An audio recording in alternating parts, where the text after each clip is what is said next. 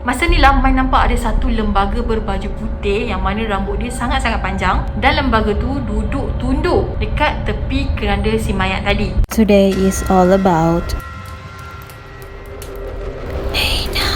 story.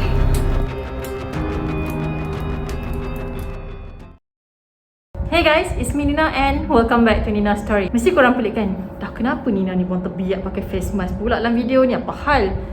Okay, pada korang yang follow aku dekat IG, mesti korang tahu kenapa aku pakai face mask. Sorry kalau korang rasa macam suara aku tak berapa jelas, tapi aku terpaksa pakai face mask sebab sekarang muka aku ni ada parut disebabkan kena cakar dengan kucing aku pagi kemarin. So, aku tak nak pakai makeup sebab luka ni masih lagi baru. Jadi, aku bare face je macam ni, and then aku decide untuk pakai face mask ni supaya bila aku bercerita tak adalah korang fokus dekat pada luka aku tu kan, dan macam gangster pula nak bercerita dekat korang. So forget about it. Dan hari ni sebenarnya aku ada satu cerita yang menyeramkan, yang scary, yang creepy, yang akan membuatkan korang freak out gila untuk dengar cerita ni. Macam yang korang tengok dekat title dekat bawah ni, mesti korang dah tahu cerita apa yang aku nak kongsikan dengan korang pada hari ni. Firstly, aku nak minta maaf kalau korang dengar bunyi loceng-loceng sebab kucing aku yang buat jenayah dekat aku tu ada dekat sini. So dia hulu hilir. So korang abaikan je lah bunyi loceng tu, dan korang anggap je lah bunyi loceng tu macam bunyi sound effect gitu. Okay, kita kena berbalik pula pada cerita kita. Yang hari ni aku nak cerita tentang pengalaman pemandu van jenazah. Bagi aku lah kan, pemandu van jenazah ni hati dia memang sangat-sangat kental, cekal dan kuat. Sebab apa aku kata macam tu? Sebabnya ada kala diorang ni kena hantar mayat ataupun jenazah pada waktu malam ataupun lewat pagi,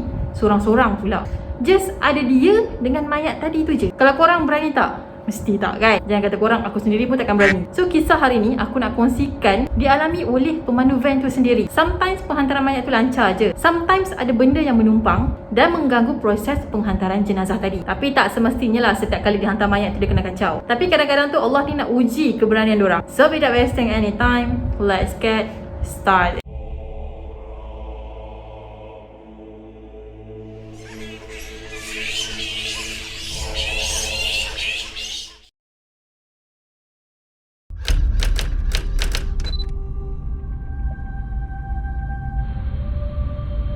Kisah ni terjadi dekat seorang ustaz yang merupakan seorang driver kepada van jenazah. Dan ustaz ni sebenarnya dia buat part time je jadi driver van jenazah tu. Ustaz ni kata kalau orang tu nak jadi driver van jenazah, hati dia kena kuat. Okay, kena kuat. Dan biasanya ustaz ni beritahu kalau ada orang mati, dia akan mendapat petanda awal. Maksudnya dia akan dapat petanda awal dalam 2-3 hari awal macam tu. Maksudnya akan ada mayat yang dia perlu uruskan. Contohnya macam si mati tadi tu daripada orang yang baik-baik. Ustaz ni biasa dia akan dapat petanda bau wangi semasa dia on the way nak pergi ambil mayat tadi. Petanda yang kedua pula, ustaz tu biasanya dia akan dapat bunyi ketukan dekat pengusung mayat ataupun keranda. Bunyi dia tu macam ada orang ketuk-ketuk pengusung tadi. Kalau korang nak tahu, ustaz ni selalunya dia letak pengusung mayat tadi tu dekat sekolah agama, yang mana sekolah agama tu adalah tempat dia mengajar. So kalau dia nak pergi ambil pengusung tu bila ada orang mati kan, so dia nak pergilah ambil pengusung tadi, guide mesti akan cakap malam tadi ada benda yang ada mengetuk pengusung tu. Bunyi dia berdentang-dentu macam ada orang yang nak baring dekat atas pengusung tu. Ada kali juga ustaz ni kena pergi hantar mayat secara seorang diri. Ustaz ni kata waktu ni lah ujian yang paling berat sekali. Dia pernah kena kacau macam ada benda yang duduk dekat sebelah keranda dia.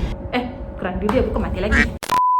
Dia pernah kena kacau macam ada benda yang duduk dekat sebelah keranda. Lepas tu kadang-kadang leher dengan telinga dia ni macam rasa ada orang hembus daripada belakang. Kadang-kadang tu dia kena jentik. So benda tu dah macam benda biasa yang ustaz tu lalui. Dan ada satu pengalaman yang mana ustaz ni memang tak boleh lupa. Satu hari tu ustaz tu kena bawa mayat 4 sekawan penagih yang mati kena gilis dengan kereta api. Masa tu diorang ni tengah panggil khayal-khayal kan. So berjalan-jalan dekat atas rel kereta api, and then diorang kena gilis. Dan mayat diorang berempat ni semuanya hancur. Ustaz tu kata bau yang datang daripada mayat-mayat tadi tu memang bau tak sedap. Bau busuk, bau hanyir darah dan macam-macam lagi. Memang susah ustaz tu nak describe, dan bau tu memang dia tak akan pernah lupakan. Ada juga mayat yang perfect, tak ada luka apa-apa, tapi bau dia pun busuk. So bila bawa mayat yang kurang sikit ni, ustaz ni kata biasanya van dia akan terasa berat. So bila dah hantar mayat tadi, bila mayat tadi dah keluar dari van, barulah van tu akan kembali ringan. So kita akan teruskan kepada second story.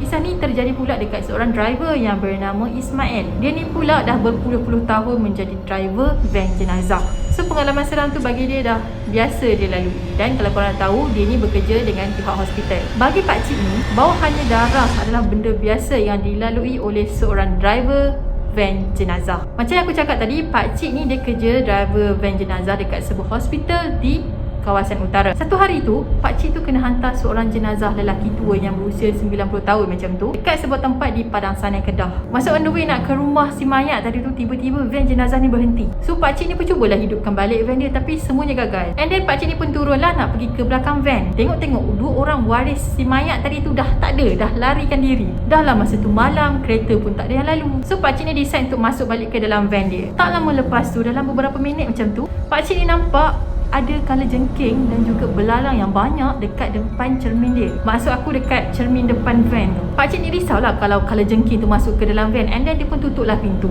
Lepas tu pakcik ni pun bacalah ayat kursi. Bila bunyi je azan, binatang-binatang yang dia nampak tadi, yang kalajengking, yang belalang, tak ada, hilang macam tu. So memang kejadian ni agak pelik juga sebenarnya. And then barulah waris si mati tadi tu baru datang dekat pakcik tu. Menurut si waris ni, yang bapak diorang tadi yang mati tu sebenarnya bela saka. Sebab tu lah diorang tak sanggup nak tunggu dekat belakang van tu, sebab takut kena kacau dengan saka bapak diorang. Tapi itulah kesian pula dekat pakcik tu kan, sebab dia kena tinggal macam tu je seorang-seorang dekat tepi jalan.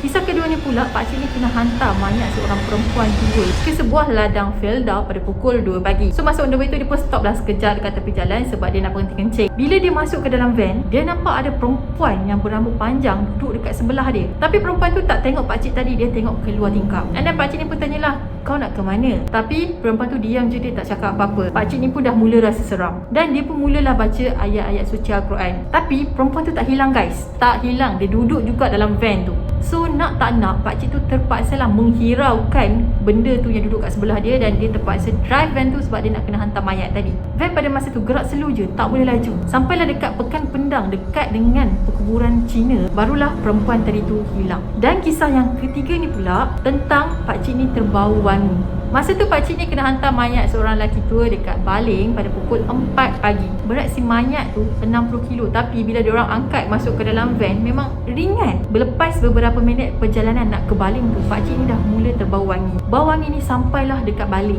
Menurut orang kampung, si mayat tadi seorang yang sangat-sangat baik. Dia memang seorang yang sangat kuat beribadah dan orang kampung pun sukakan dia. Semoga kita satu hari nanti pun mati dalam keadaan beriman macam pakcik ni, insya-Allah. So kita akan teruskan kepada last story.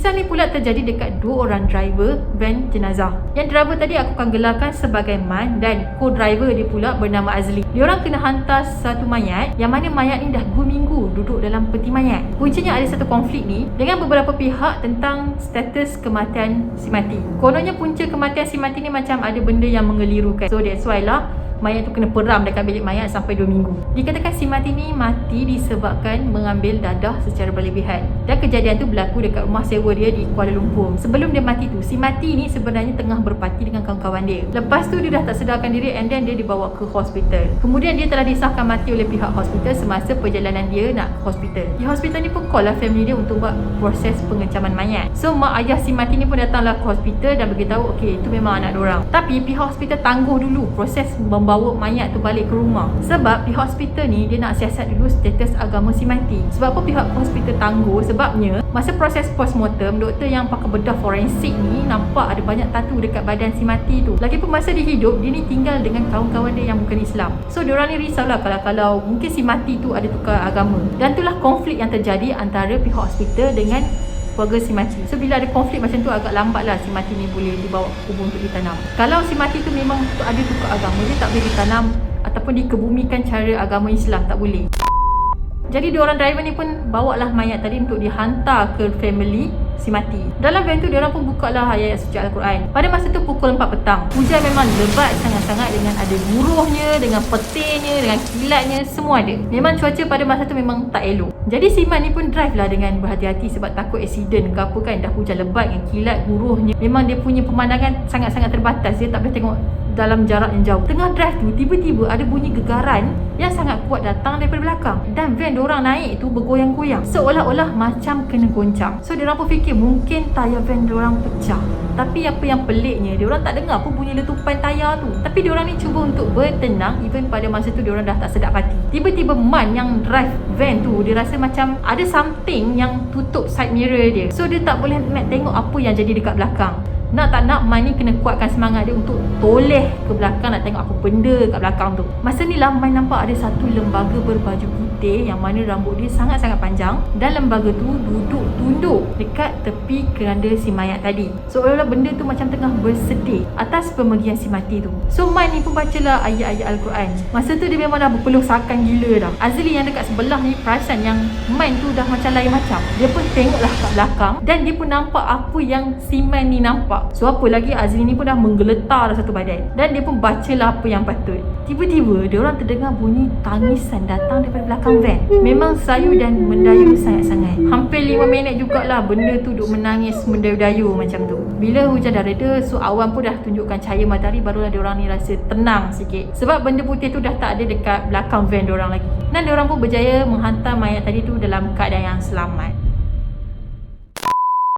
Okay guys, apa pendapat korang tentang cerita pengalaman seram yang dialami oleh driver van jenazah? Seriously bagi aku, diorang ni memang hati yang sangat-sangat kental bila diorang kena hantar mayat tu pergi ke rumah family dia waktu-waktu tengah malam, lewat-lewat pagi. Kadang-kadang tu kena lalu jalan yang creepy, macam jalan gerik jeli macam tu, nak hantar mayat. So ya, diorang memang sangat-sangat berani. Apatah lagi yang kena hantar seorang diri pula. Sangat-sangat berani. Diorang sangat-sangat berani. Aku rasa kagum dengan pengorbanan yang diorang buat. Even diorang just sekadar seorang pemandu jenazah. Tapi siapa je yang berani kan yang nak bawa jenazah seorang kat belakang tu kan? Tak ada siapa yang berani, melainkan diorang je. Okay guys, antara ketiga-tiga cerita yang aku kongsikan dekat korang, yang mana korang rasa memang paling seram, yang boleh berjaya menaikkan bulu roma korang yang tak berapa nak ada tu, just komen di bawah, okay? And that's it for today. Dan aku harap korang suka dengan video aku. Pada korang yang belum lagi subscribe channel ni, jangan lupa untuk subscribe di bawah, turn on notification, like, komen dan share. Dan korang mesti follow aku di IG dan Twitter supaya korang boleh tahu apa yang aku update tentang live aku, apa yang aku nak update tentang channel YouTube aku. So korang boleh follow, link dah ada dekat description box dah. So korang pergi klik je kat situ. Dan kita akan jumpa lagi pada video yang akan datang.